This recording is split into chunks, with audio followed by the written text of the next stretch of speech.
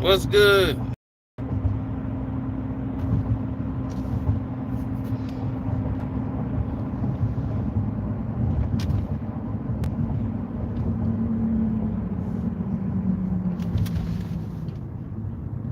I know it's kind of late for some out there in the universe, but not over here. We're good.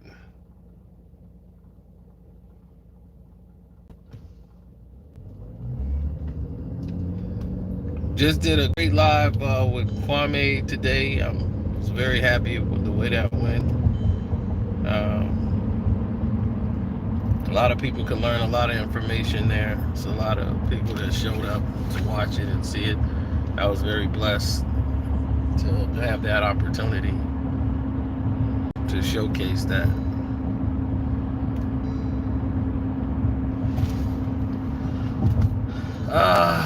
Yeah, we've had a lot of technical difficulties. I haven't seen it in a while though. Like going live, things being distributed properly, the way it used to. We've had a lot of different like things going crazy.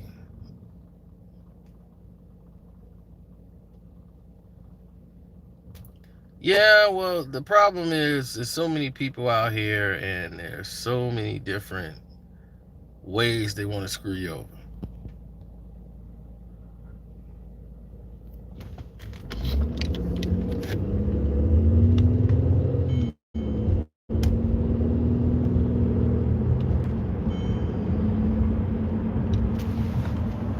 So many idiots out here on the road. Jesus Christ.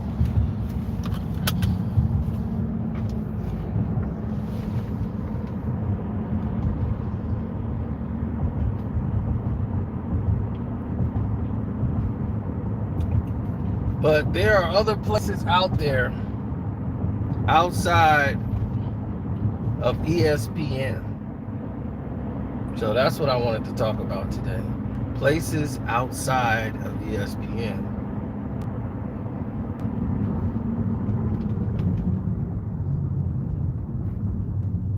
Many of you might not even know they exist. But yeah, they exist. There's always places outside of what you would think is the norm, or what they try to sell you as the norm.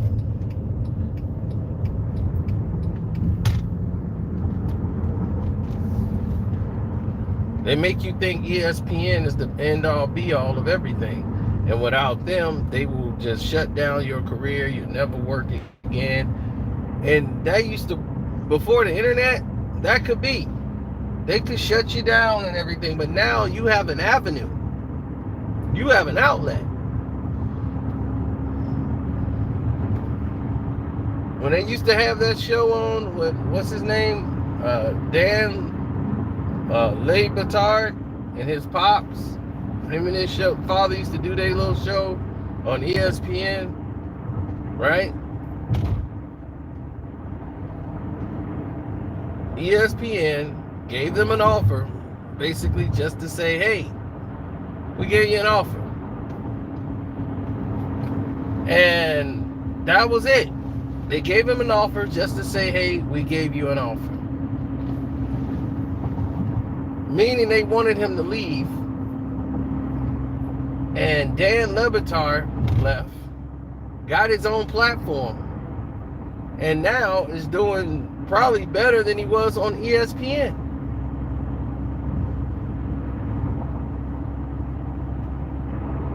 No hassles, nobody to no middle guys to have to fall back on, none of this.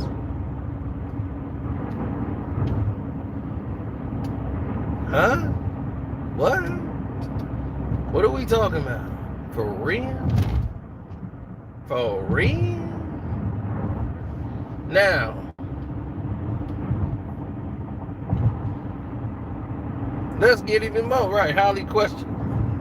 Now it's Holly gone, and he can hardly care because his father's like, all right, I'm done doing that. I'm through. So dad was done doing it. So the son, Dan Le Batard left, ESPN set up and did his own thing. Now look at him. He rolling. Got his own platform. So he's rolling. Now,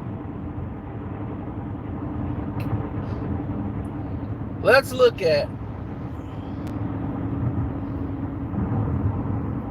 the bigger scope.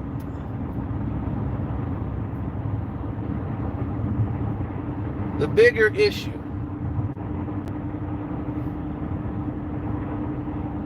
He got his own thing, right? You look at Mike Golick. Golick was getting $20 million a year.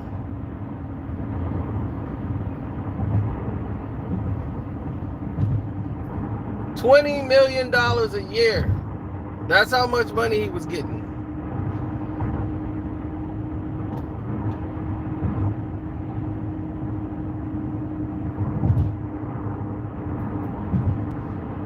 Golick was uncharacteristically disposed of.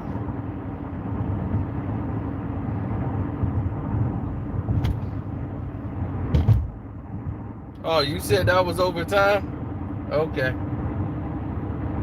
Well, anyway, once ESPN uncharacteristically replaced him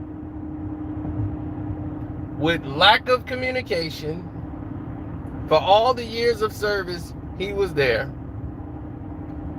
no one came to the table for his defense. Nobody said a damn thing.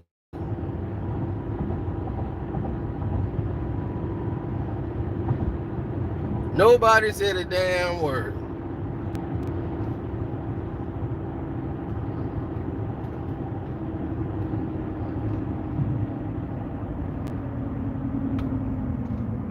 Now,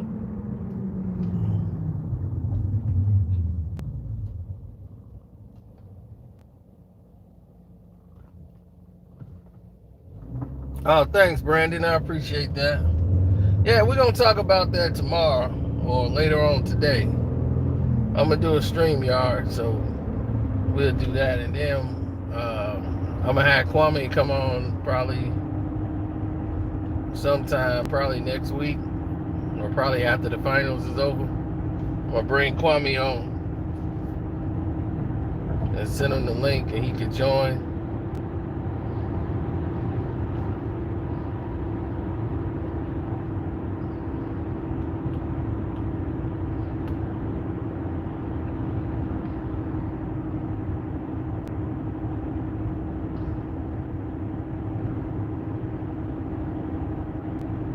Well, you got a bunch of different people with a lot of personalities, a lot of energy in place. It's a lot of different things than like on Ticket. So Ticket is great, you know, and his people are good, but they do a different thing than what I do. Everybody's different. Everybody got their own thing, so that works.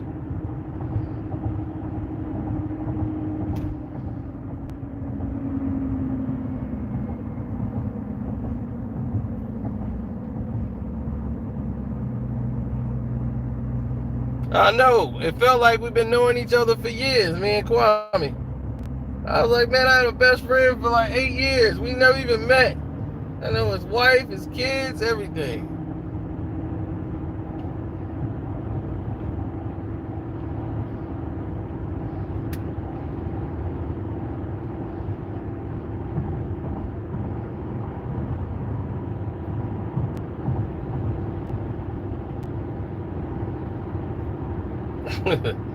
Y'all, yeah, Kwame Brown, Kendrick Perkins rapping. 1, 2 to the house, y'all. Man, it was crazy. Oh shit. You said somebody made somebody made a Cap and Jack account. He always cap it too. I'm the face of equality.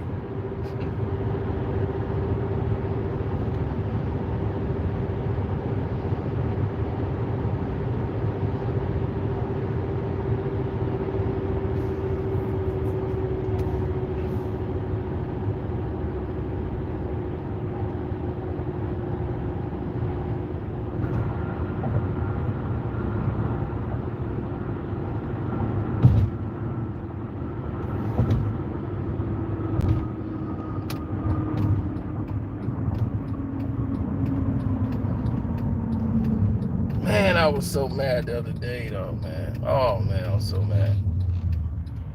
Nah, ESPN, they play these games all the time with people. And they get fed up, and people get up and get their stuff and get out. Half the people that's in ESPN now, those people were gone last year. They weren't even around. Last year, those people that was there, they are reshuffling the deck. They're restructuring in ESPN. Do you remember Ariel Helwani, the UFC guy? He used to promote MMA and do all these things. He left ESPN because, well, his contract was up, and they offered him an offer that was ridiculous because they really didn't want him back. They thought they could work this thing out because he was working at Fox, and once Dana White was like, I don't want him working there no more, they got rid of him. So once they got rid of him, I mean, Fox just let him go as soon as Dana White said something, because him and, Dana White don't like him. So all of a sudden he's working at ESPN. That wasn't even a done deal. It was like a trial basis at first, but I don't know who was his agent. If he didn't know the UFC was going to ESPN, I mean, you should have learned that at Fox. Because not only was the UFC not just going there for really a trial basis, they were going there, period. Fox was already made their mind up. They weren't re-signing for the money that they asked for. ESPN overpriced themselves to get the UFC. And they were like, oh, this is going to be an ESPN Plus thing. And that thing was backfiring. And ESPN Plus, like, people was like, the bars is like, this isn't good. We're not going to pay all that money for the UFC. So they were screwed up from the jump with that whole ESPN launch. So ESPN2 is not really paying out to do the things that they thought they were going to do on ESPN2. A lot of stuff just wasn't making sense.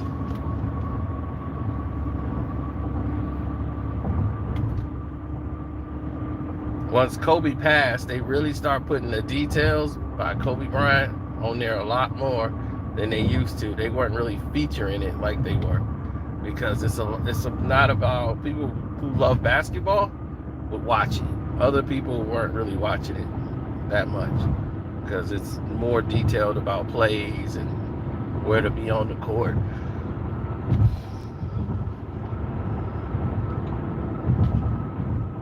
Absolutely.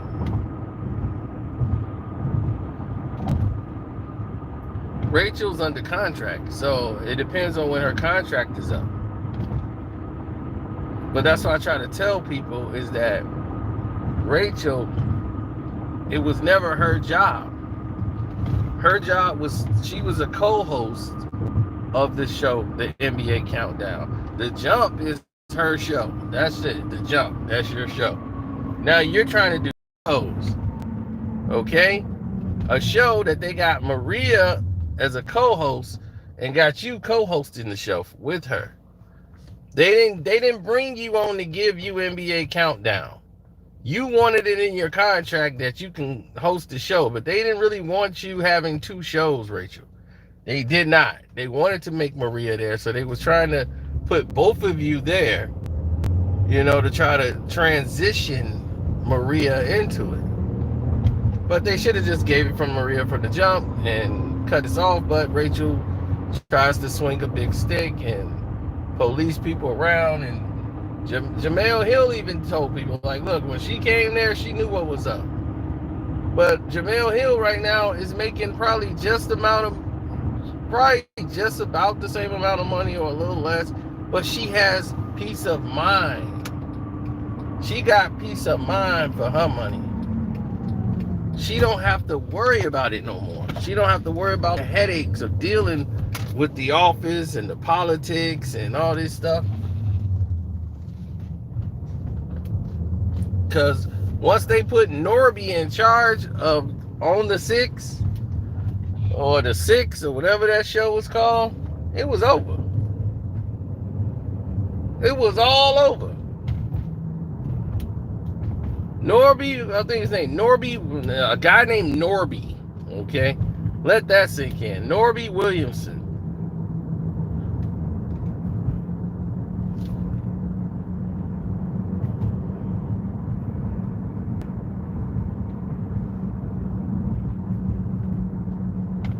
You know, it's real weird.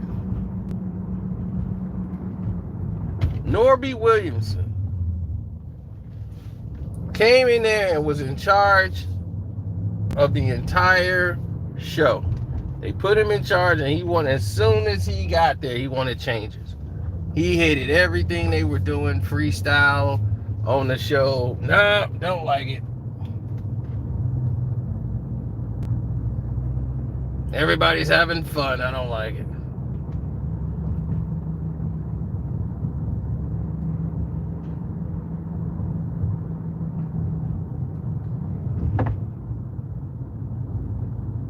Well, Norby, they decided that Norby wasn't a good fit. So, because Norby wasn't a good fit, Norby wasn't a good fit. Jamel Hill and Michael Smith had to go. They got rid of both of them. Actually, they just wanted Jamel Hill. They've walked away from money. Some are making more money than they left. Ariel Helwani, ESPN lowballed him because he couldn't even do his job. Because once Dana White found out he was working there, he asked them to fire him immediately. They said, no, we have a contract with him. We can't just fire him. He didn't like that.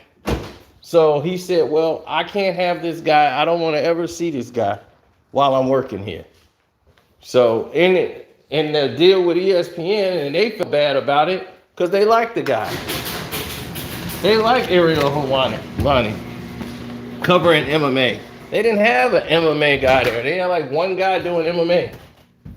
So him and Chael Sonnen had a good show, and that got 86th when it had momentum because of Dana White. Came there and ruined it all. But he wanted him out of there. Wanted him out of there. Completely gone.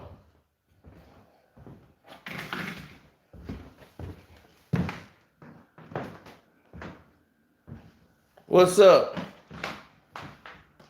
Now, some people might say, well, damn. If they wanted him gone, why did they go through so much extremes to get him out of there? Because Dana White is a narcissist. They'll have a program show you got to do, and then when Dana White shows up, the security have to come and escort him out like he's a criminal. And he's supposed to do the show. But he's like, I could just sit here. I won't even look at the guy. I just look at my phone.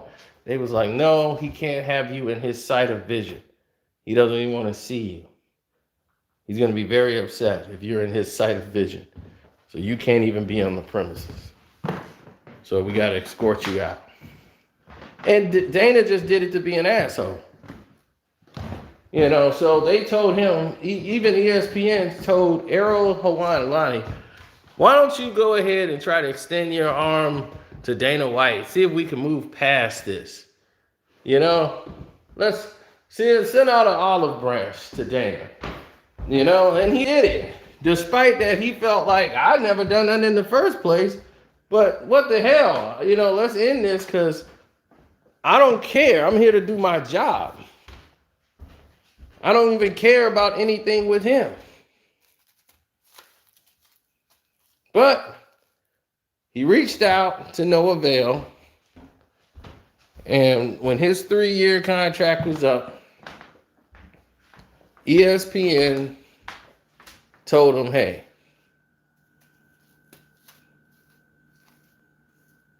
this is it. But when he was there, they had somebody covering. He's like, look, I can cover the NBA. If you got something going on, where I can do sideline reporting on the games, I could do it. And he ended up getting that job and doing some sideline reporting for some of the NBA games. And that opened up a lot of doors for him in different relationships because people remembered him and when he came and asked for that job. And there's a lot of people who didn't come up under the grasp of all of this politics and nepotism, all of these things that you've seen in today's traditional sports of history. They didn't go to Boston. They didn't go to university there, so they didn't get a journalistic job. Because most of the journalists go to Boston, come out of there and start working the pen, get their own television show, building their contacts up. Because this is a thankless job, you know what I'm saying? And most of these guys that, want to be interviewed, they basically want you to kiss their ass, and some people ain't going for it, like me. So I'm like, I don't need the media. That's my whole take on it. I don't need the media. I was like, look, I'm tired of interviewing people. That's how it all stopped with me. Because the truth is, we could have worked at ESPN. There are plenty of jobs for ESPN. A lot of you guys just don't know about it because you don't know about the requirements and they don't really send these things out to you. Well, like I told you, when I interviewed Floyd, I had a chance to work for ESPN. Not like on TV. I'm talking about covering boxing and helping out with Dan Rafael. See, this is what Dan Rafael is, their head boxing guy there. So Dan is too damn fat and too lazy to leave the damn desk. So what he do is he wants somebody to lean on so that he can place a call and find out what's going on in the gym. You feed him the information and then he go on TV and start talking like he was there.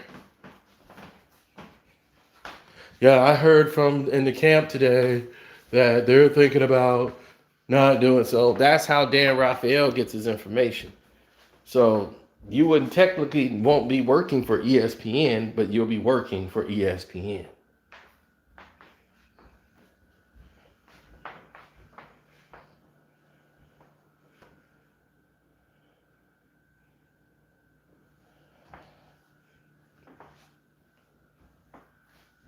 Hey, thank you, old school R&B. I appreciate that. Yeah, we went back and checked that dude donated $1,000. And I thought I was on my live. I was on StreamYard. I'm not used to really being on other people's StreamYard. Like, I think HD is probably the only other person I've been on a StreamYard that was somebody else's. And next thing you know, I'm on Kwame's, so I'm seeing everything pop up on the bottom, and then I see it pop up like $1,000. I'm like, damn. I'm like, a stack? That's what's up.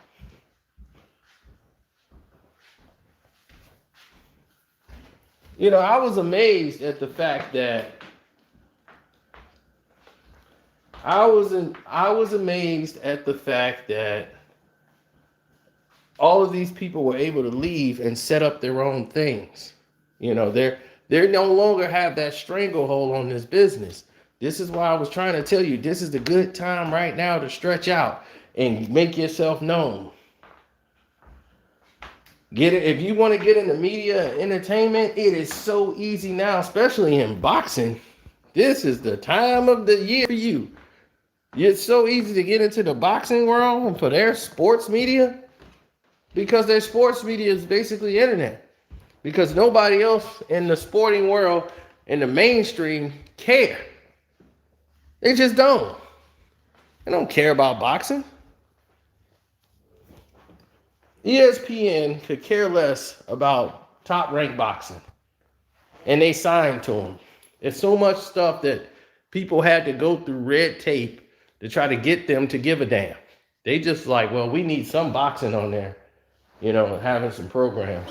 But you will be amazed at how much red tape People got to go through every day just to get things done, the basic stuff.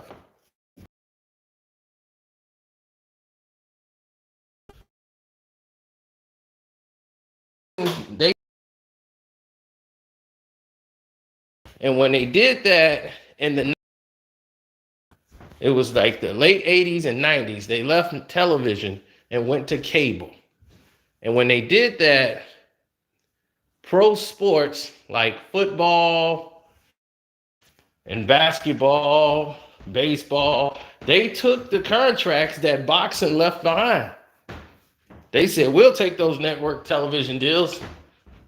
And they went to cable because cable was where the money was. Cable had all this packaging deals. You get big money up front. Come to cable.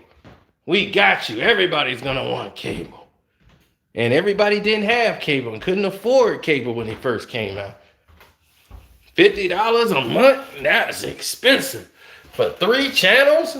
That is expensive. Hold on, I gotta go pee. But if you got all that for 6 months, that's kind of crazy.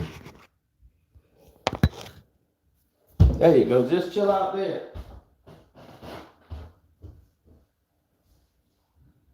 3 channels for 6 months. And it was like what? $50 a month?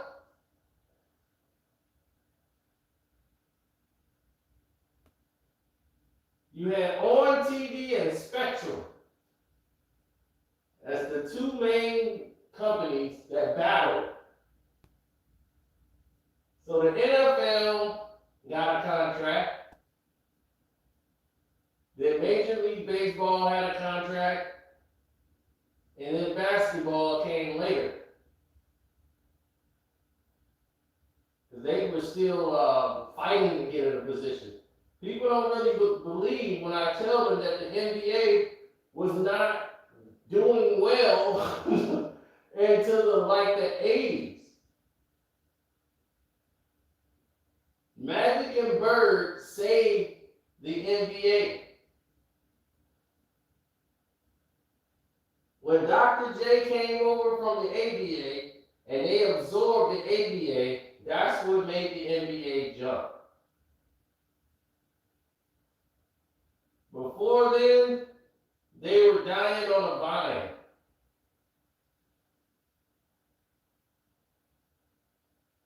So when Bird and Magic played each other and kicking off the 80s, they played each other in the college championship game, and from that point on, Magic hit the NBA, and it was like lightning in a bottle. That finals was on pre-recorded. They would tape the NBA finals and showcase and show it later on in the day.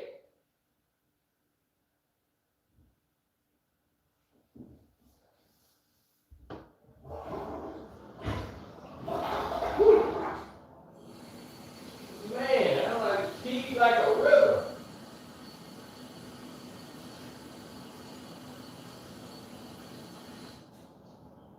Man,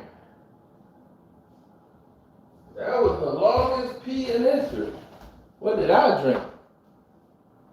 So,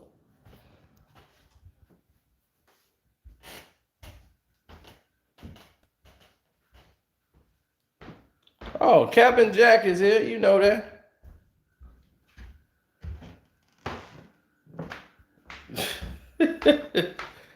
What's up, Captain Jack? You capping again? So the NBA was borderline broke at the time. So when Magic and Bird played, when Bird came to the league, they made sure Bird went to Boston, Magic went to LA. So they could have their East, West Coast matchup that they love.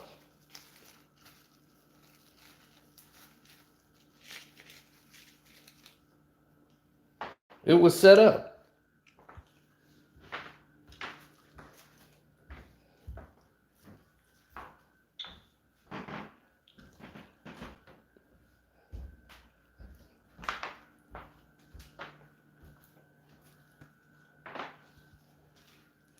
As great as Kareem Abdul-Jabbar was,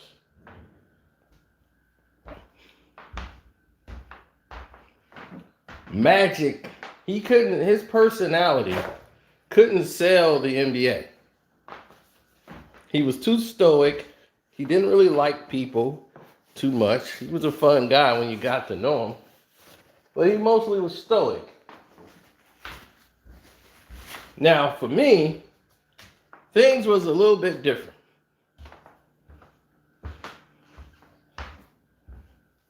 Things were a little bit different.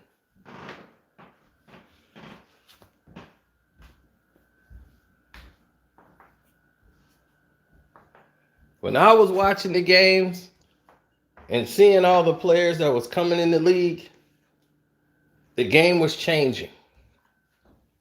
There were more exciting players coming into the league, and they were small. The game was moving more to the guards.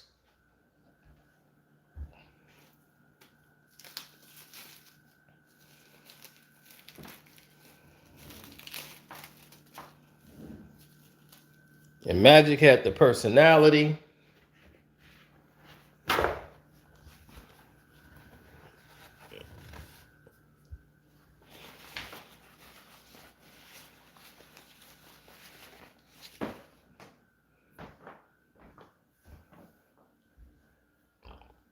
Yeah, Magic had that personality, that flair, everything.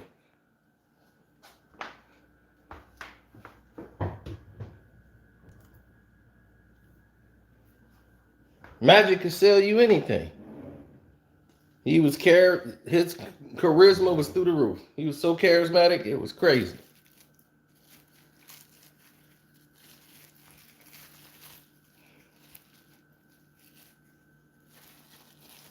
Yeah, he got that multiple personality disorder for real.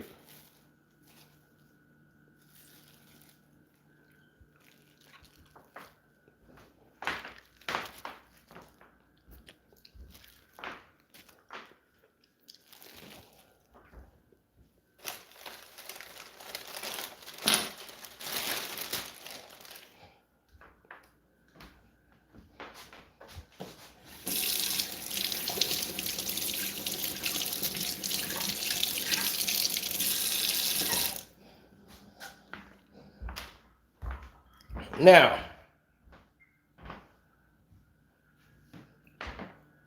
yeah, that was the game.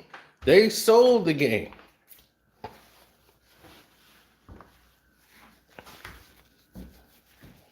Because it was more people watching the Magic Johnson and Larry Bird duel for the championship game in college than people was watching the NBA Finals.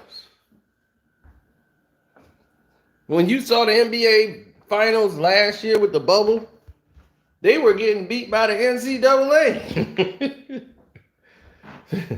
This year, people wanted to see the NCAA. College basketball, they tired of seeing the same old, same old. So seeing the Milwaukee Bucks play the Phoenix Suns, I'm just happy for the NBA has grown to the point where we can move past we just got to keep putting LeBron in the NBA Finals crap. People are tired of seeing it. He's not Jordan. All right? There's no excitement to his game.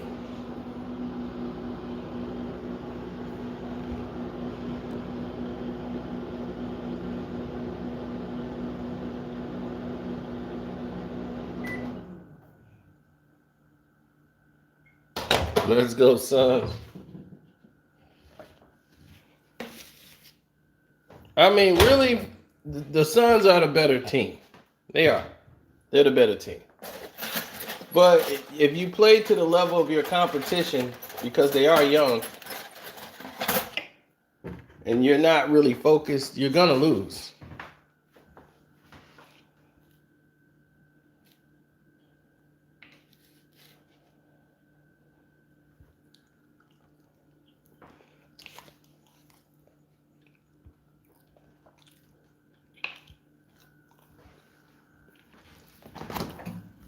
Holiday defense has been atrocious.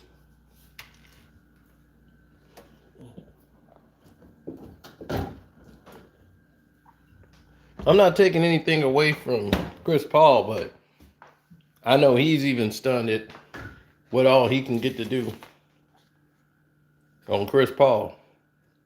I mean, on Holiday. There's one thing Captain Jack said that was the truth. Chris Paul cannot go left. I rarely, not that he can't, I just really never see him do it.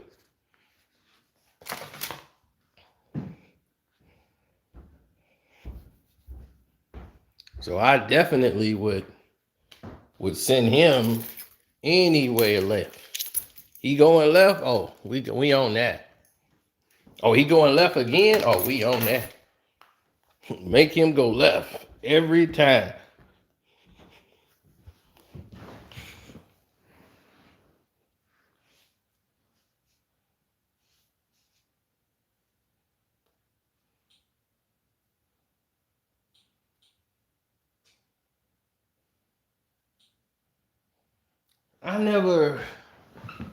I never compared any of these other teams to anybody else. You know, I was never my steez. I never felt like I need to compare this guy to this team to them. I look at style of play, and when I'm thinking of style of play, I'm thinking about, okay, they doing this, they moving the ball. I'm looking at matchups. I'm looking at adjustments that's being made. Now they got you into taking that loss, and now that's on my fucking sheet. I've been in Omni Perry's position before all this going public with this story bullshit started. So, oh, I'm watching Billions. Billions is my show.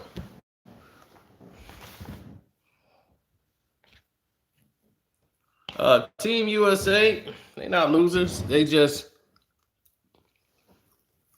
like I said before,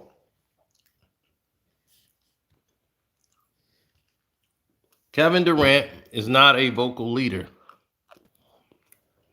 I don't think we had a chance to get into it, but Popovich, his coaching style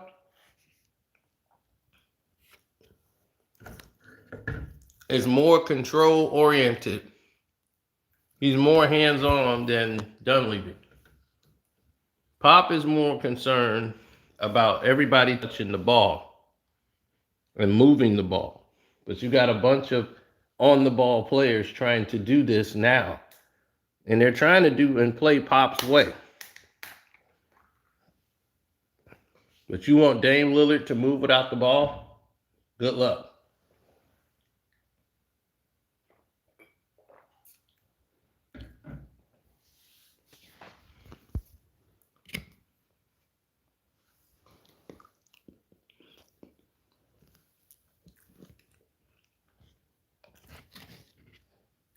Jason Tatum, another one-on-one player.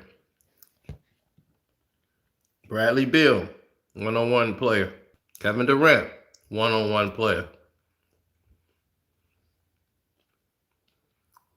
Who am I missing? Dame Lillard, one-on-one player.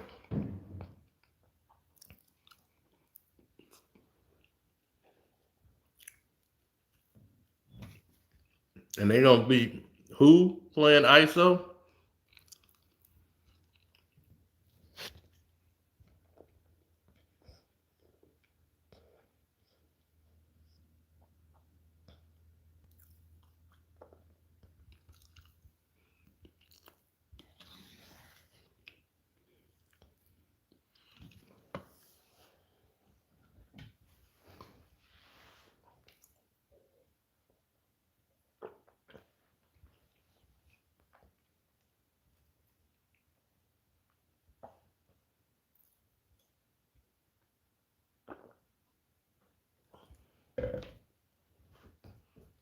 Mm-mm.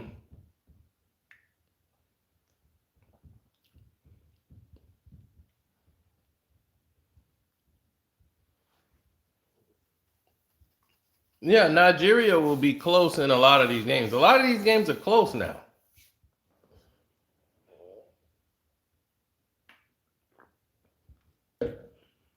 Nigeria is tough, but Australia is one of the top teams to me. They always were because they have those guys could play. And they got they got 3 or 4 players on the team that's from the United States. I remember the last time they played. I'm like, when they played us last time, I'm like, why people don't remember what Australia did? Those guys play. They play off the ball. They share the ball. You got Ingles on that team, Patty Mills, Deladova.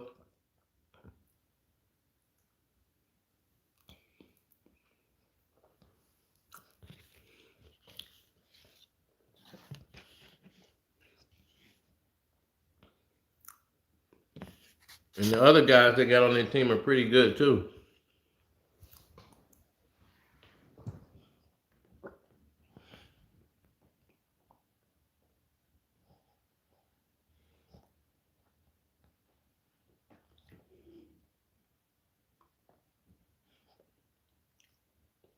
Right. They did not need Ben Simmons on that team in Australia.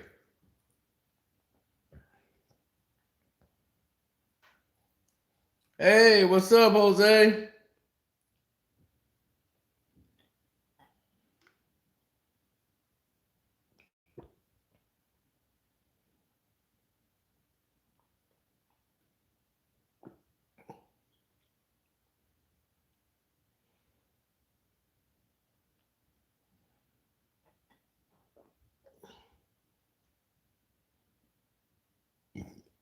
He said, breaking news, Lakers get Russell Westbrook, Damian Lillard, and Hulk Hogan. Well, you know, LeBron, they're not gonna be ready for us on Sunday. Ah, that's right, Hulk. We got this. That's right. We're gonna be hanging banging, brother. And when he comes down that tunnel and he hits the court, I'm gonna throw the ball all the way to the ceiling, and he's gonna go grit it, brother, and he's gonna dunk it. And all the Hulk maniacs and all the Bron maniacs are gonna go, wow.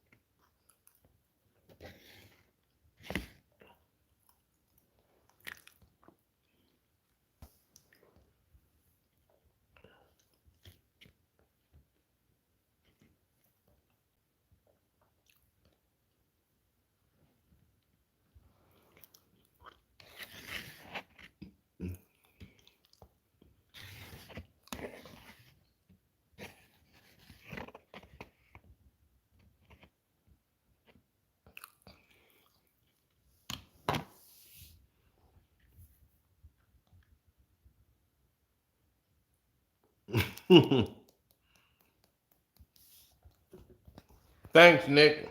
I'll wait on that.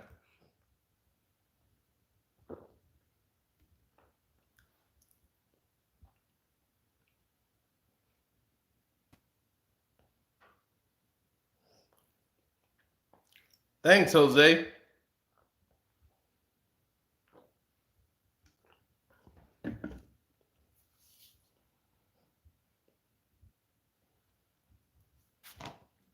Oh yeah, NWO Wolfpack. That was it.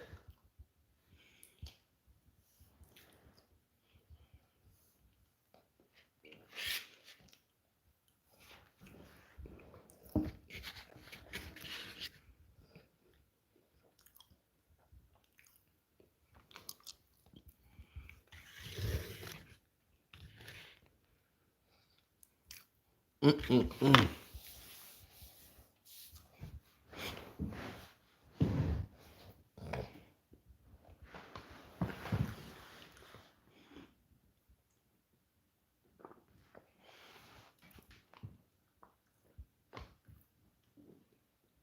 Mm-hmm.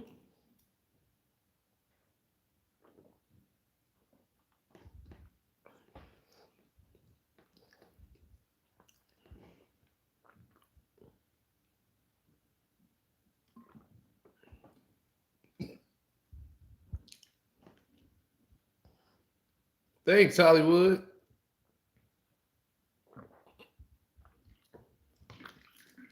I gotta call Hollywood back.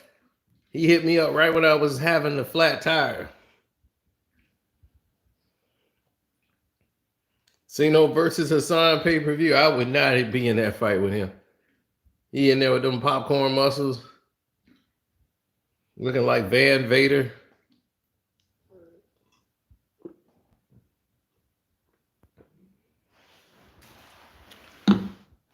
I actually feel sorry for that guy. You know, him and Orlando Brown, you know, they've been through it, man.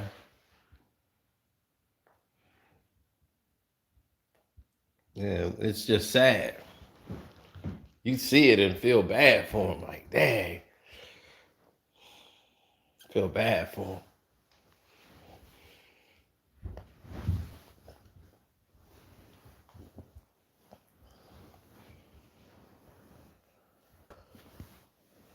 Well, if on the Patreon, I told you about the president of ESPN. So, oh, you know his history. You already on the right track.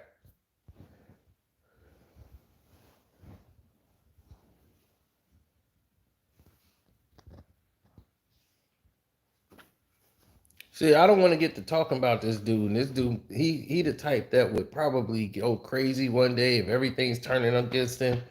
He just ran out. Might end up taking his life or somebody else's life before you take his. You know, because people are making fun of him online. You know, guys like him, you could see that happening with. Like, he's really mentally messed up. It's like he got Tourette syndrome. You know, he basically contradicts himself every time he speaks.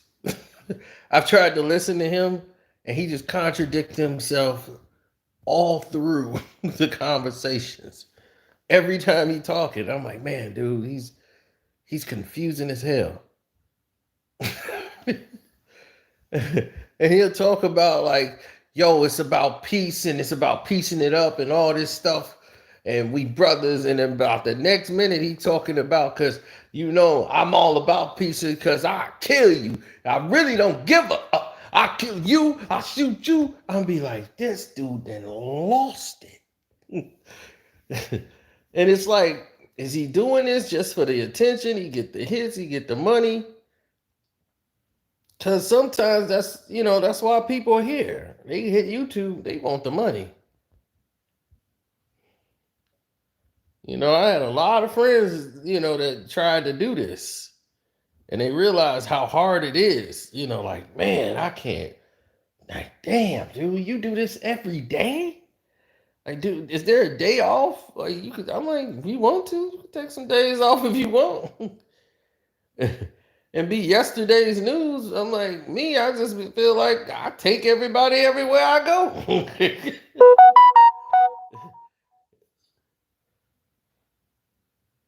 But see, the thing is it not? You see, I don't work for YouTube. And that's what people got to realize is that if you're on YouTube, because people always say, well, you on YouTube, so they your boss. No, they not. YouTube is not your boss. You don't work for them. They got people that work for them.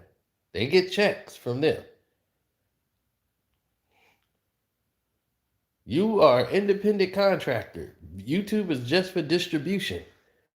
You own your property. These videos are yours, not YouTube's. They don't own it.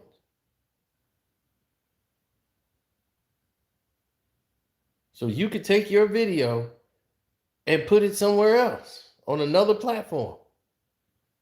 You could put your video on Facebook, on Twitter, because they're yours. YouTube don't own them.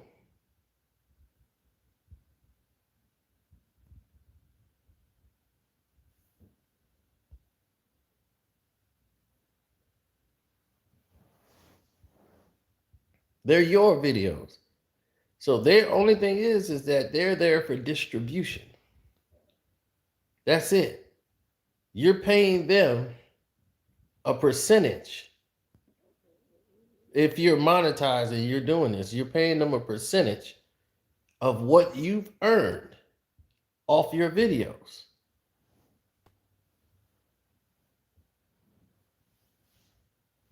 Yes, Mr. Wonderful Paul Orndorff just passed away. I think yesterday. I think he was 75 or 71 years of age.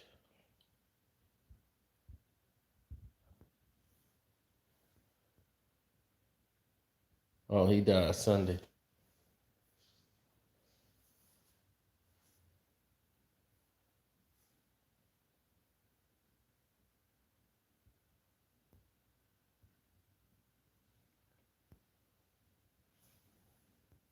Yeah, subcontractor.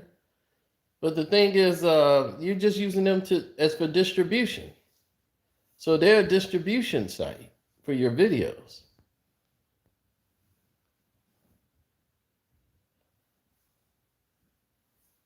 So their platform is there for your distribution. So when they provide that for you, this is what they're doing. Salute. What's up, Jay?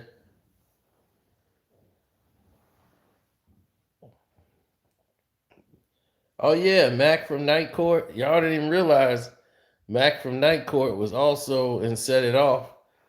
He was the old man that was paying Jada Pinkett that money in the beginning so that she could send her brother to college. Nate. Yep. Gotta go see Nate.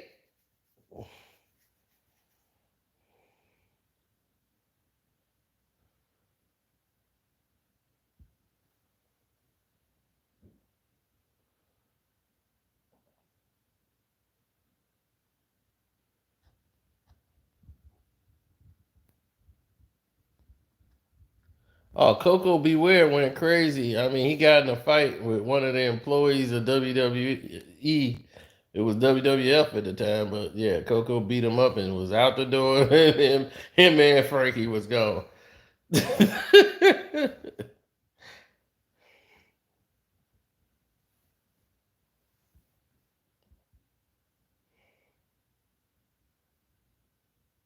That's what happened, Eric. Coco Beware put his hands on a racist employee at WWE and whooped him, and Vince McMahon fired him. You're fired. You don't touch anyone here. There's a problem, you come to me, but you don't put hands on anybody.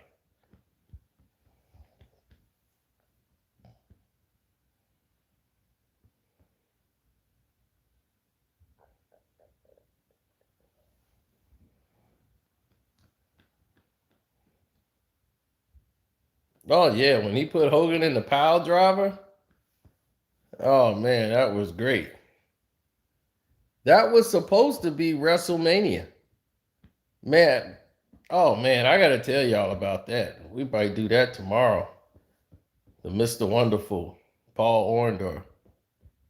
Man, dude. He was supposed to be in Rambo. Vince McMahon screwed him out of that. He was supposed to be in Rambo because he was the one that was friends with Sylvester Stallone before Hogan and Mr. T and all that stuff was going on. Before they really did all that, and and gotten up, Paul Orndorff was one of the guys that was working out with Sylvester Stallone before, because Hogan only met him through Mr. T. That's how Mr. T, he had met Paul Orndorff before he met Hulk Hogan.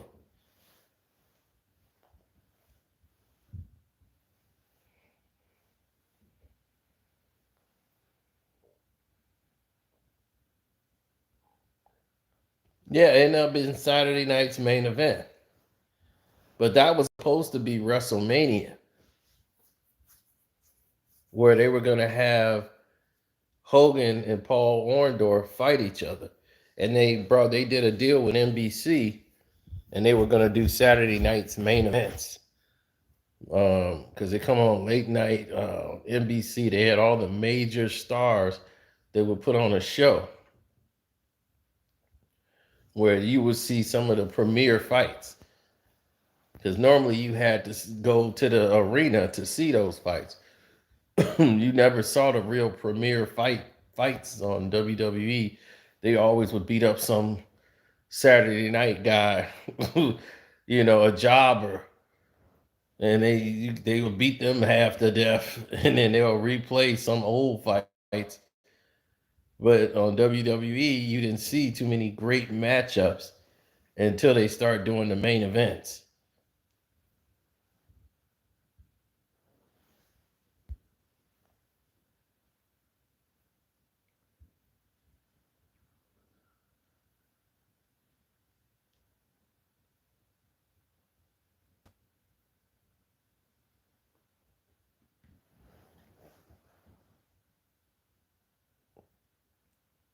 Hogan got that job. He was with the AWA basically just when he was Thunderlips, because him and Andre the Giant was supposed to fight in Japan. The money was there and everything. Hogan bailed and didn't show up. Andre was in Japan. They had already fought once in AWA, and they was finna do it again over in Japan. And that's what made it weird. Then Vince McMahon paid Hogan all this money to just skip the event and go to WWF. It was crazy.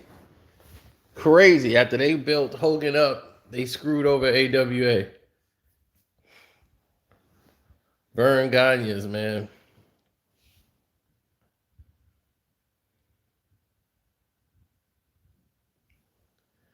Dude, I didn't watch somebody's interview. Shoot interview. Dude, this is like history. I mean, this part of it we knew already. Cause like I watched AWA, like both Nick Bullwinkle, Vern Gagne, Greg Gagne. You had the Henning brother family, Kurt Henning and his father. Oh man, dude, I watched this wrestling. You don't understand. I had no choice. I was raised on wrestling. My uncle owns 1% stock in WWE. Don't feel excited for him. It means nothing. It just lets you know you own stock in WWE. But he was the guy that went to all the wrestling matches, and he would take me as a kid. So when you saw Jerry the King lawyer, and everybody else in there, Rick Martel, you had Bruiser Brody over there.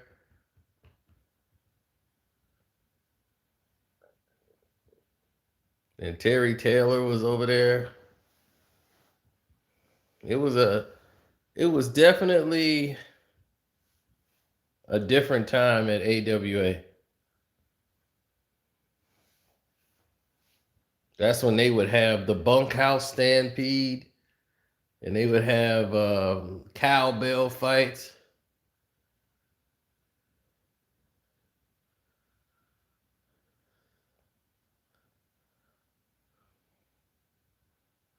I miss those days.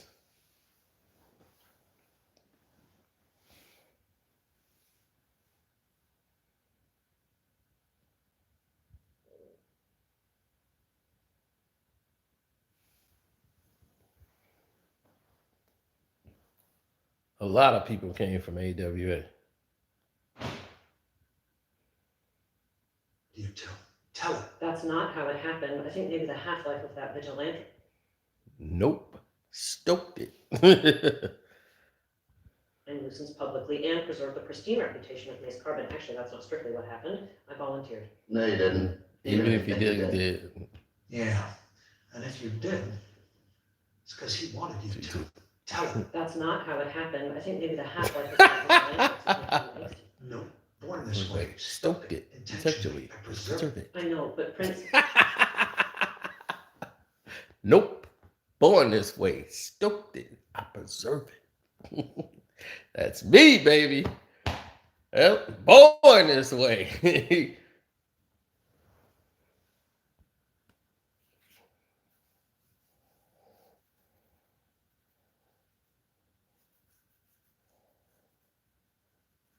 Have I ever done a video on the Von Erichs? Not too much. Kevin Von Erich still live in the forest damn near with his sons. He still be out there in the sun. I mean, his sons are just like him, basically. And they're all coming into wrestling. Kevin still walks around with no shoes on.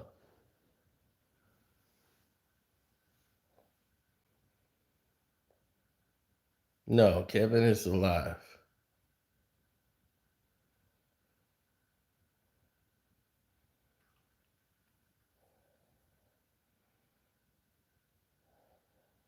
What do you mean, where does Kwame go from here? Kwame's doing exactly what he wants to do.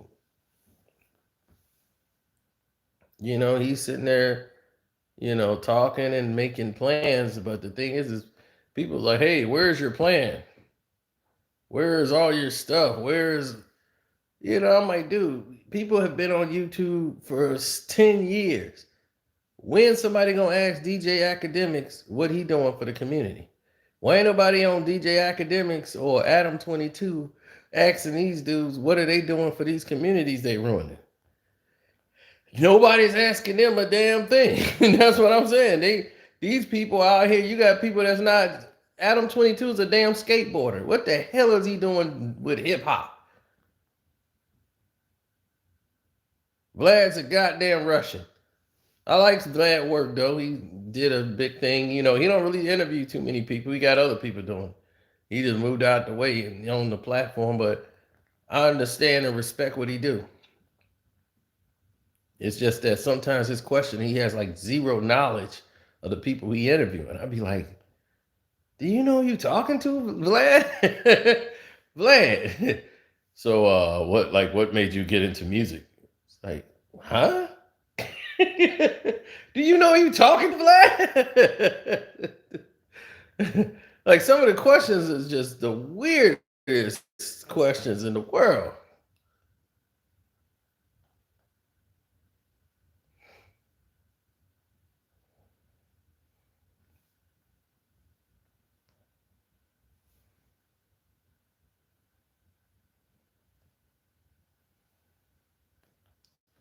No, I've talked to Paul Orndorff.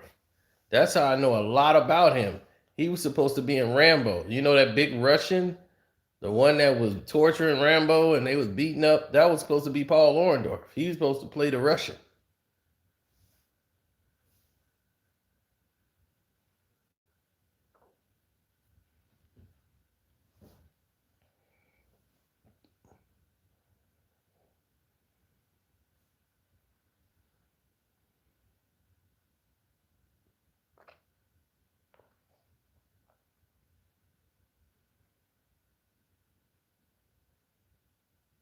Yeah, that's what I'm saying. So, because when Paul Orndorff came out, he had the long blonde hair. They were making him like the lover boy. He was going to be like Ric Flair, the Buddy Landells.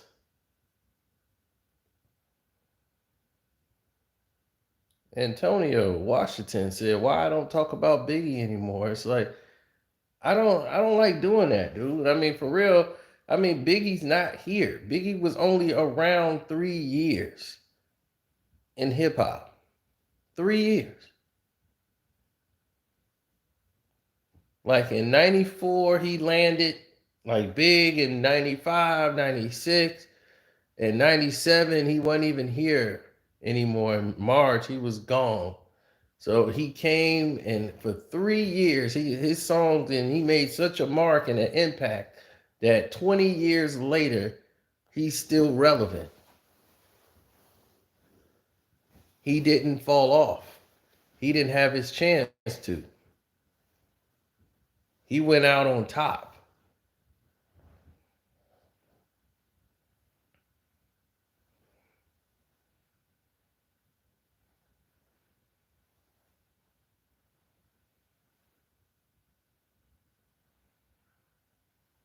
Oh yeah.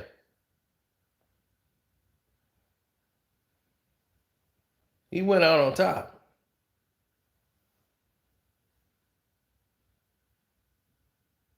Oh no, Paul Orndorff. Vince McMahon screwed him over. Vince always was mad at Paul Orndorff for doing what he wanted to do, the Orndorff way, and that was like something they could have made a gimmick out of, and that they were trying to, the Orndorff way. And Vince was like, you just got to learn how to follow command. You always want to do things your way, the Orndorff way.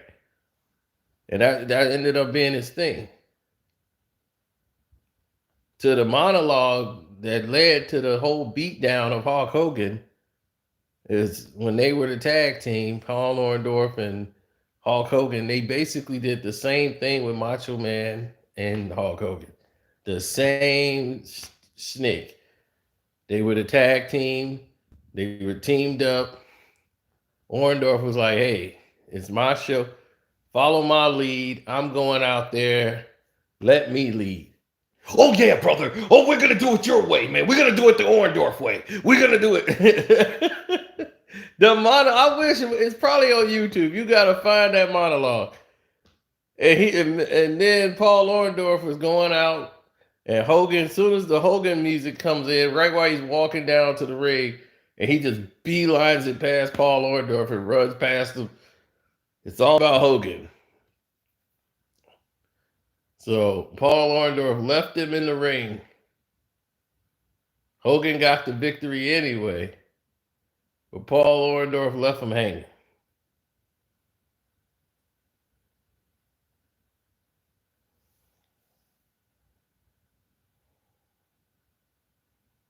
Oh yeah, the missing link, boy. Missing link was something else, wasn't he? I never knew Mr. Grimm and Warren G fell out. Just because it wasn't on my radar, so I wouldn't, I never knew. So I would have to ask somebody.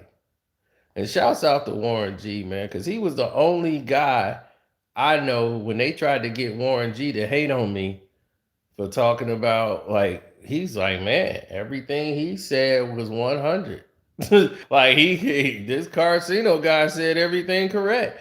So shouts out to Warren G, because he's like, man, I have no complaint with him saying that, because that's exactly what happened. They tried to get him to Warren G to say something crazy about me. Yeah, Warren G, tell him he's a lie. Go ahead, get him, Warren G. Warren G was, no, he's not lying. That's exactly what happened.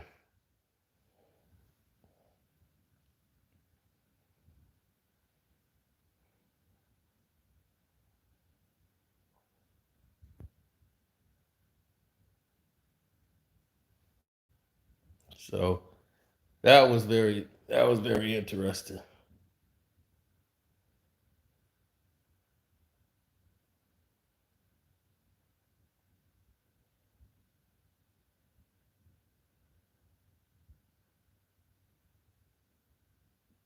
Yeah, Vince told him that in WrestleMania 2, it was going to be Hulk Hogan versus Paul Orndorff when they did WrestleMania 2.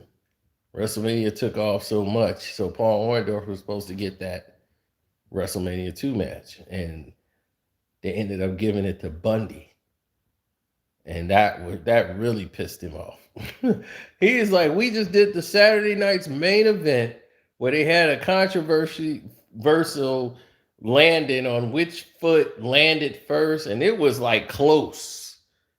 I mean, like, Paul Orndorff basically thought he won the heavyweight championship.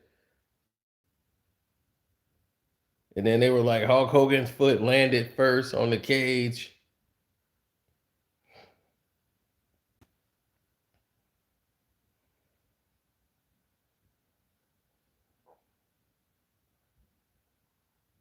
Right. And then it was supposed to be settled at WrestleMania. They were supposed to have a match at WrestleMania, and they ended up, Vince McMahon screwed them, and they gave it to Bundy. Because Bundy ended up hurting Hogan and all this. It was goofy. And it was Hulk Hogan and his ribs and his back. Will he be able to lift King Kong Bundy? And WrestleMania was in like all these different locations. Vince McMahon was going crazy with the money. So they had it here, the refrigerator, William Perry, him and Big John Studd, they had that going on. So they had it, man, everybody, it was sold out at the McCormick Place.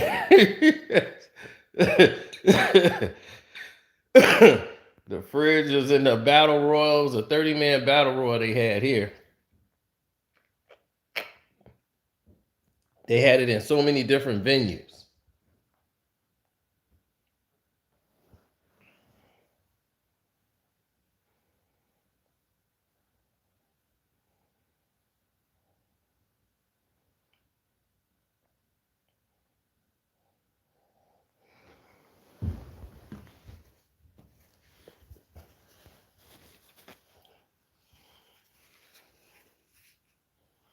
Yeah, everybody was waiting on the fridge till they thought everybody in Chicago thought the fridge was gonna win it.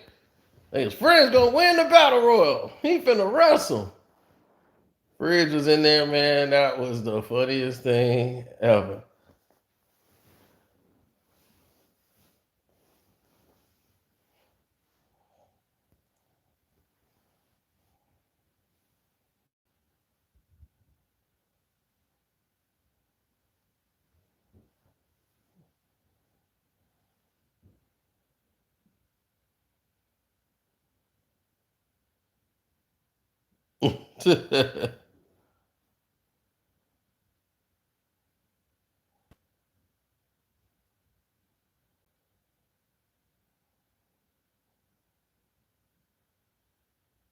Oh, the bushwhacker in the battle royal was the funniest one. As soon as he got in there, they grabbed him by the head and threw him out the other side. He just went back to the locker. He had like the shortest exit. The shortest exit in a battle royal history.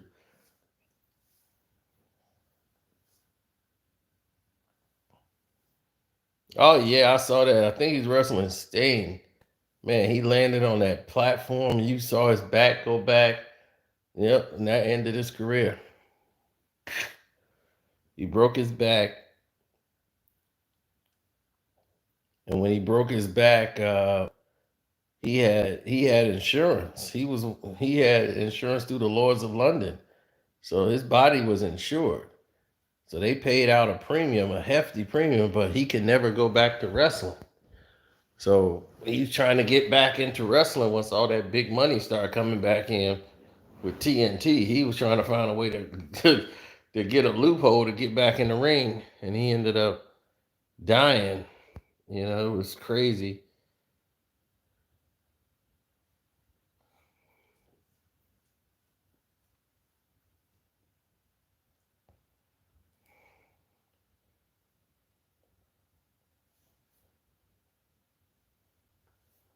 Yeah, Mr. Wonderful, man. I mean, he got done so wrong by Vince McMahon, who just stepped over him.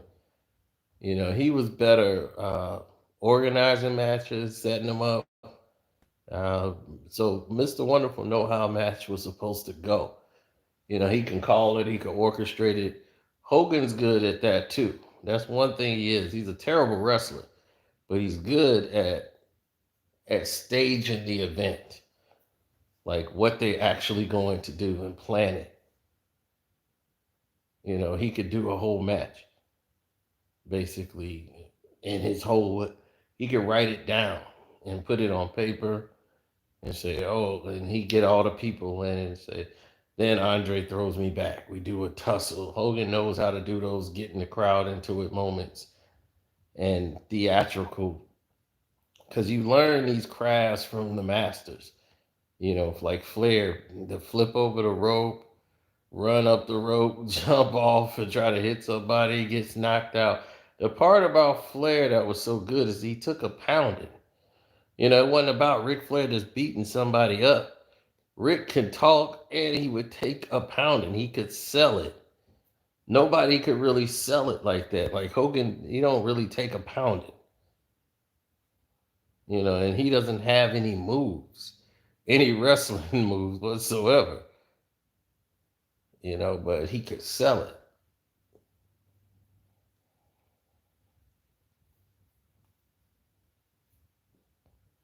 Now, most of these guys are not like Rick. Rick is old school. Like they talk in the ring, and tell everybody what they're gonna do. Big elbow, call it a fight. Most wrestlers in today's game, they're so advanced, they don't have to talk at all in the ring. Like the younger wrestlers, and most of them in Canada, they can go through a whole match, and zip through it. They already know what to do, the routine, flip, kick, what everything. Like if they already have it scripted down in their head how the match is gonna flow, so they don't even need to do that. Flair is not somebody. He's old school. He doesn't know how to do that, and he's not gonna learn now at this time point in his career. He's gonna continuously do it the Ric Flair way.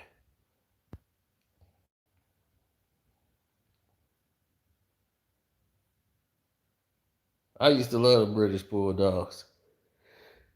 Davy Boy and the Dynamite Kid. And the Dynamite Kid, he was starting to have concussions from all those headbutts. Boom! He just lose it.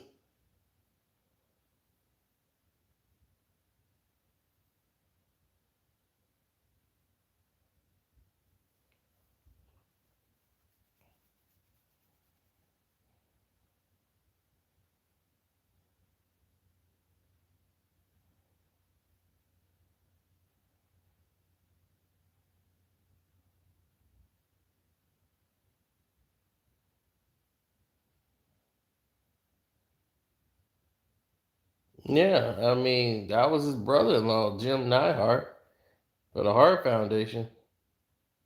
Jim Neihart and Bret Hart, the Hart Foundation, when they split them up and Bret Hart ended up becoming a singles wrestler because Bret was so good technically.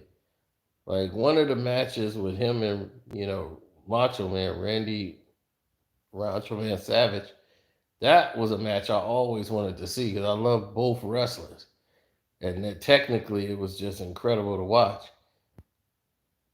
So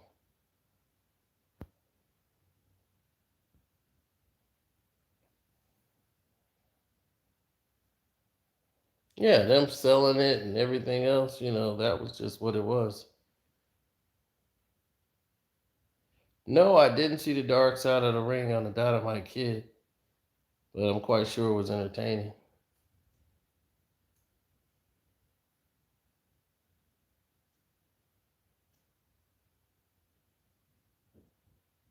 I mean, Paul Orndorff was promised a bigger contract, so he should have gotten it.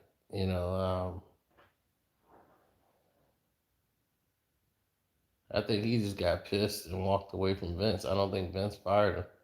I think he got pissed and just walked away from Vince lying to him all the time.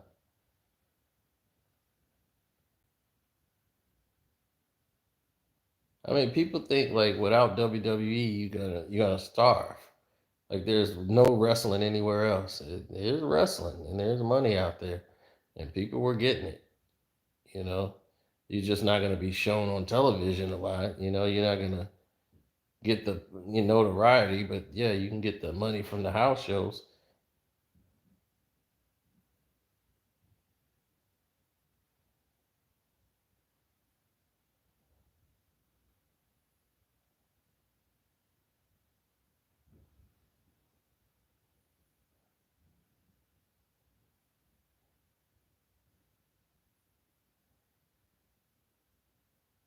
Oh yeah, watching Kurt Hennig, Mr. Perfect go up against Bret Hart. That was great.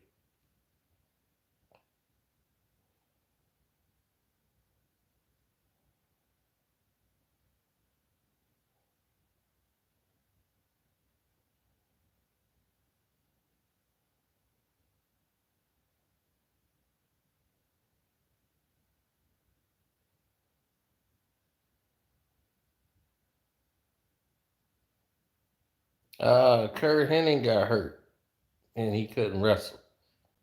So when Kurt couldn't wrestle, you know, that's when Kurt Hennig couldn't, he just couldn't wrestle anymore. So I think he was recuperating, like when Buff Bagwell had broke his neck, and he was all the ways out there, and they had Buff and Scott Steiner. He was the mouthpiece for Scott Steiner, and they should have never split that up. And, WCW just messed that up and tried to make the match too quick while Buff was recuperating, getting ready to come into the ring, getting himself back healthy. But Buff Bagwell, Buff Daddy. My name is Buff, and I'm the stuff. Him and Scott Steiner, that was, those two was in the gym.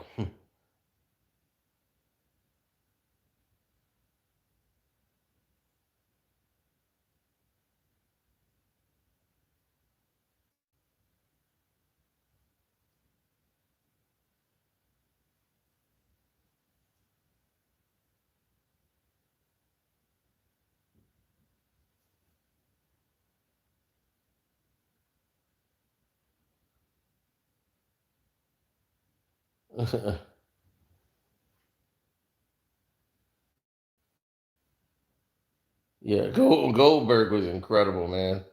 His power was like, are you kidding me?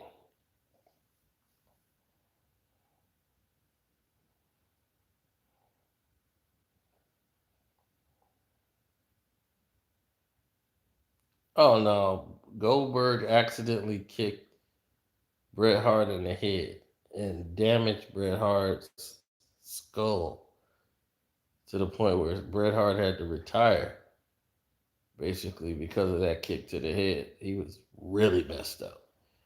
And the kick really didn't seem that powerful. It was a mistake by Goldberg, but man, he did not mean to mess up Bret Hart's career like that. Bret Hart hates him because of it.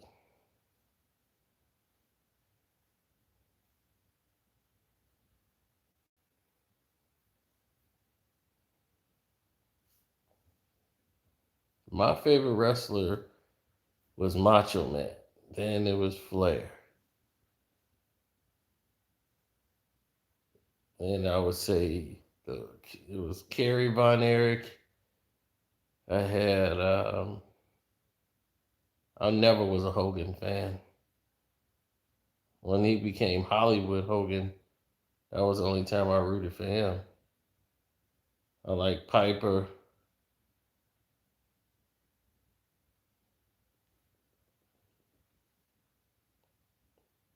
I like the Freebirds.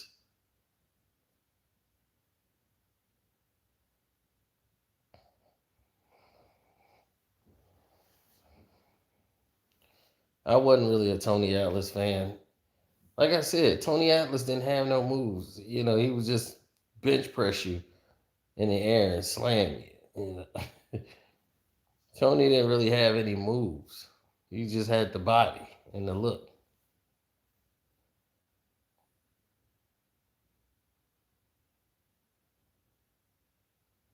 Black Superman, Tony Atlas.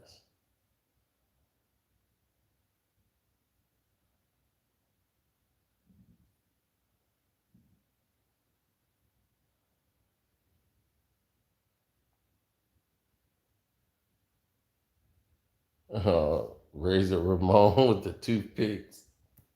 Sky. Hey, Chico, you talking to me? I Razor Ramon. Okay, Chico.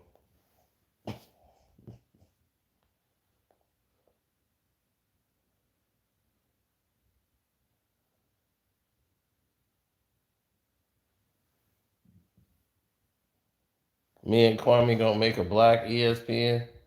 Dun-dun-dun. Dun-dun-dun. Dun-dun. Welcome back. Ready for some mama's cooking on ESPN.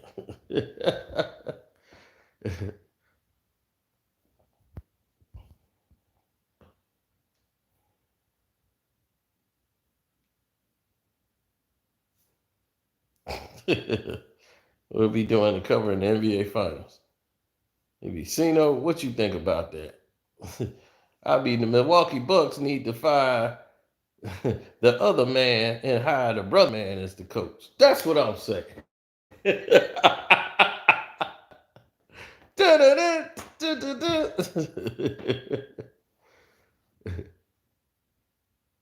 I'd be like, why we don't have cheerleaders no more? We need cheerleaders out there on the court. The Bucks cheerleaders need to be out there. They don't act like they don't want to show them on TV no more. But I bet you if they had the LGBT t-shirts on, they'll show the cheerleaders.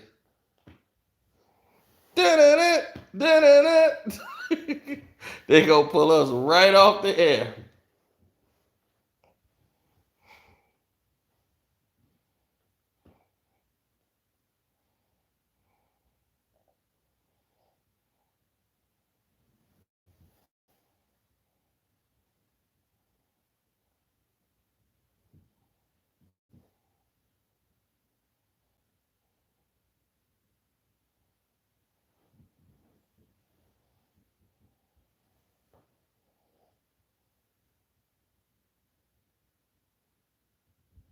Terry Funk.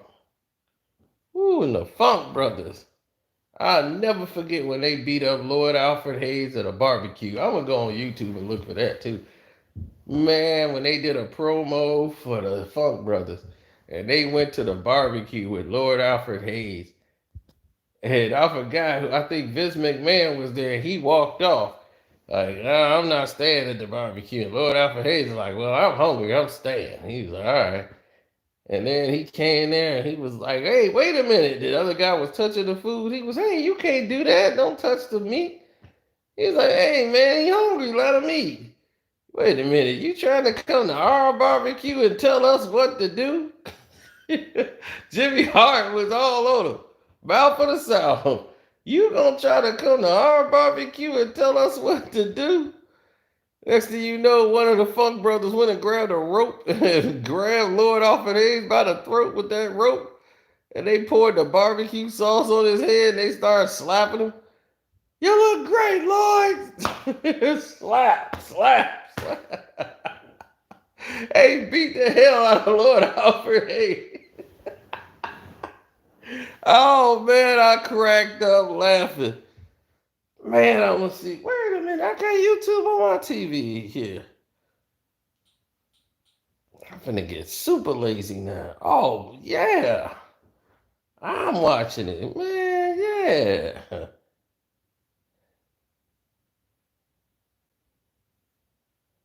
Let me see if I can see this. Funk Brothers.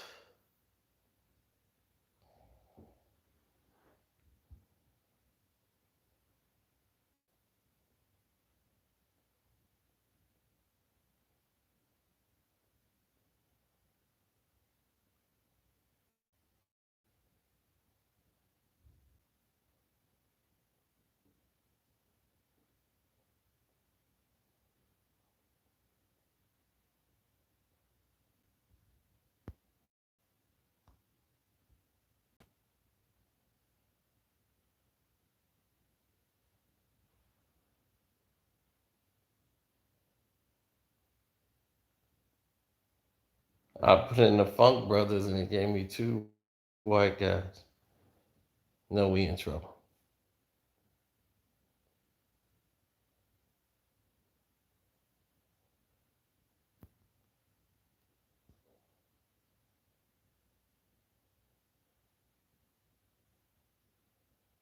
Lloyd Alfred Hayes.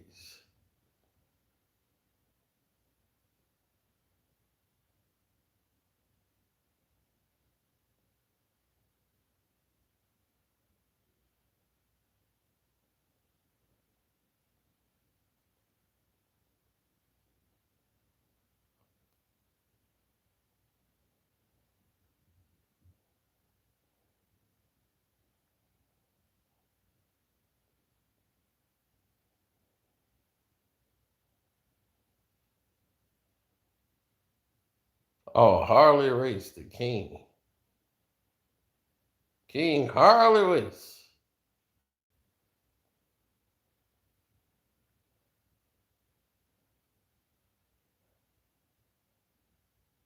It's there. Funk Brothers Barbecue. Look at this burnt rock. And they're smacking low it up. They just smacking low it up. They you gonna come to our barbecue and tell us what to do. Slap! Slap! Slap! They was tearing his face up. You look good, Lloyd. You look great, Lloyd. They was in there tearing Lloyd up. Man, wait a minute. You gonna come to our barbecue and tell us what to do? Man, it's funny because I, I'm so glad they got some of this stuff on.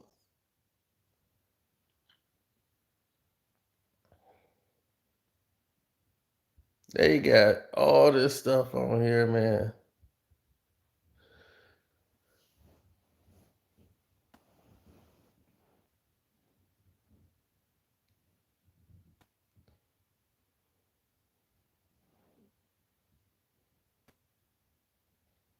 Yeah, he got that mama's cooking for real. Let me see.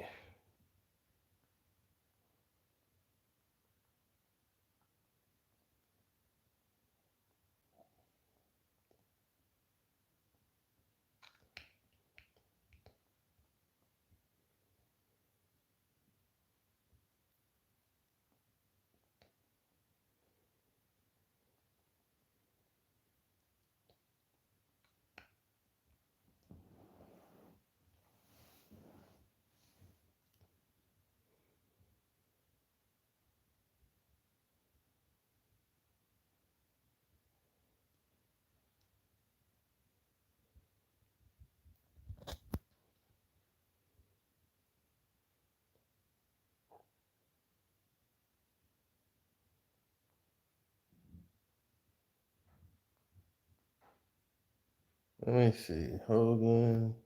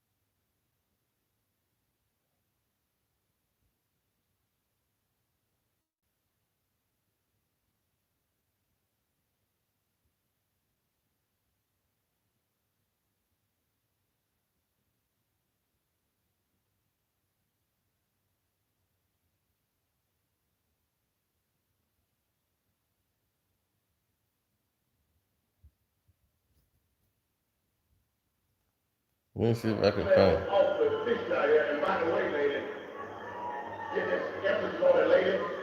Use the root, women like you is the root to all problems. That's why you're so wonderful. Don't act the way you act. Now, don't get too close to me, girl, because that's something I wrote on me. That's why the man lies on you, bro. That's why he's messing the whole program out. That's what you won't be doing. I just get a hold of you. Don't do it too fast now. I'll tell you something, Mr. J. Wright. You are speaking the ultimate out here. After living in a junkyard, I know you're not housebroken. I know you're not well kept. And I know you're a mage, too. You know what they say?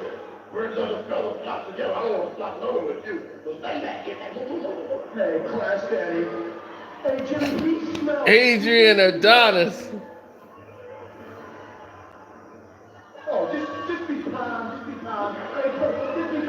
Did you see my prize winning tulips over here? Come and take a peek.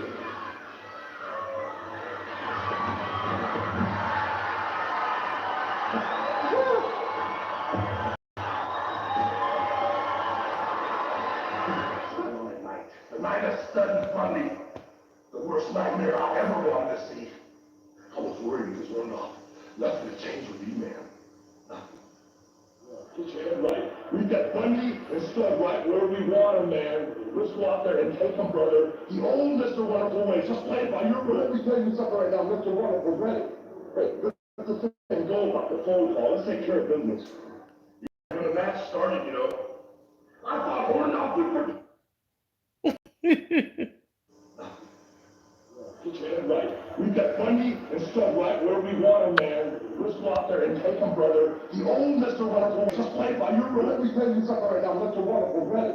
Hey, let the thing go about the phone call. Let's take care of business. Yeah, man, when the match started, you know, I thought Orndorff would forget about those bodies and just simply take care of business.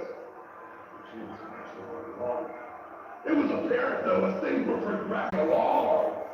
We weren't clicking, man. I knew we were coming wrong. And then when I was getting double teamed, man, I heard Orndorff yelling at me, come on, start me in. Exactly what you said, Orndorff. I made that big lunge, man. Trying to make the tie. The Hawks are trying to make the tie. On Paul Orndorff. Back into the corner. After I made the tag, man, I kept wondering, where's Paul? Where did he go? What's going on, man? Why don't you help me? Orndorff's going to hit the eye. His holder went backwards. And he got knocked clear out of the ring. But now look at this. Why's the referee disqualifying these guys? And then finally, after studying Bunny, beat me to a pulp, man. Well, in this matchup, but nonetheless. Oh, no! Whoa, whoa! Yeah. Paul Orndorff finna power drive Hogan. You got it. No! No! No!